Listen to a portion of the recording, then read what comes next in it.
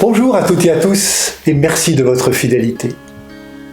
L'homme qui accourt vers Jésus est un homme juste, consciencieux. Il respecte à la lettre les commandements de la loi. Ces commandements, dit-il, je les ai observés depuis ma jeunesse. Mais le dialogue qu'il a avec Jésus nous apprend que le respect de la loi ne suffit pas pour être disciple de Jésus. Si cet homme est en règle, il a coché toutes les cases. Il est encore insatisfait.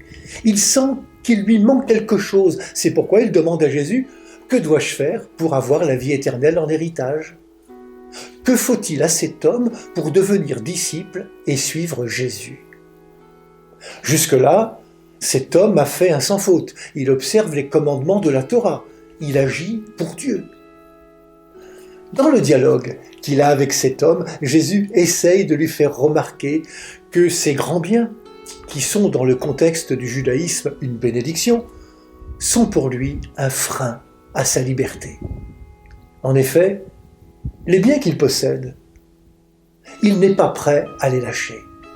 Peut-être est-il possédé par ces biens.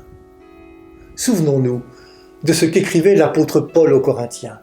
« J'aurais beau distribuer toute ma fortune aux affamés, j'aurais beau me faire brûler vif s'il me manque l'amour, cela ne me sert à rien. » Jésus ne nous demande pas d'être de bons petits soldats. Il souhaite plutôt que nous soyons des hommes et des femmes libres de choisir, et pourquoi pas de le choisir. Les richesses peuvent nous faire penser que nous ne manquons de rien, mais nous savons que ce n'est qu'illusion. Jésus ne juge pas. Il pose sur l'homme son regard et l'aime.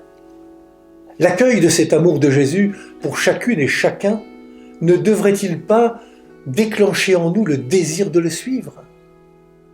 Croyons-nous que ce regard d'amour que Jésus puisse vaincre en nous la peur de lâcher quelque chose qui pourrait nous retenir dans notre monde?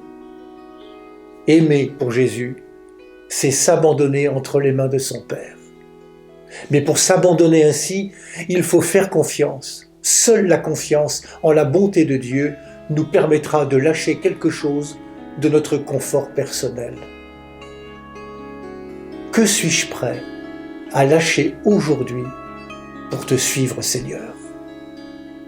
Bonne journée à toutes et à tous, prenez bien soin de vous et des autres.